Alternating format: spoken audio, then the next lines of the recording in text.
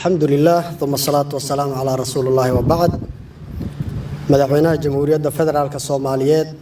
مدن حسن شيخ محمود تليها عيدا كحوق دلك الصوماليات دنجرها الدولة أن ولا لها النهاية تركيا مدحدا يوم التلياشة كصعدة عيدا مدى حوق تركيا سراكيشة عيدا مدى هالكان لجوكتو قدوميها قول كبنادر ضمان كسوق قلياشة أي والدين تا يو سراكيشة وغوريان بعض الصحافة دمانتين سلام الله عليكم ورحمة وبركاته. سلام كدب وحامد إلهي إن ما أنت أود الجوجنو قلن جبنت الدفعة دي شرات كقلن جبسو كلية عيدا كتركسون marka koowaad waxaan farxadda reynta iyo damaashaadka la wadaagaya saraakiisha iyo saraakiil xigeenada qalin jabinaa waalidiintooda macallimiintoodii iyo maamulka kulliyadda oo waqti dheer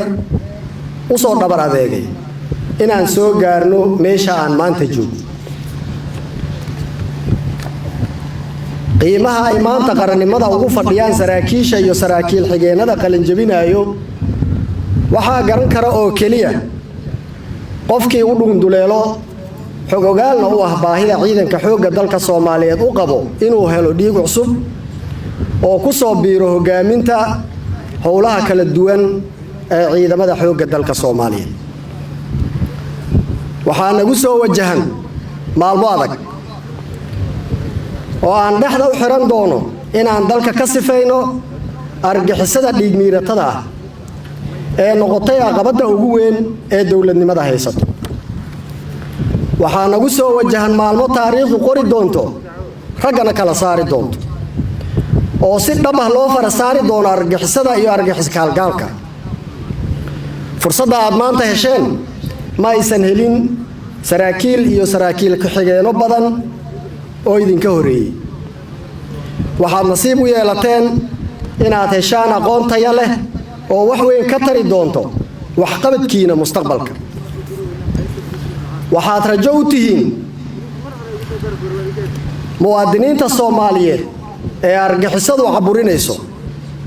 waxaad badbaado u tihiin diinka islaamka ee argixisadu ku been abuuranayso waxaad hormuud u tihiin halgan qaran oo dib u xoreen dhameystiran dalka loogu sameyn doono waxaa mahad gaar ah alla ka sokow walaalaha Turkiya iyo madaxdooda gaar ahaan madaxweynahooda halyeyga ah ee Rajab Tayyip Erdogan oo u guntaday sidii ay Soomaaliya u heli lahayd ciidan hanan kara amniga qaranka Soomaaliyeed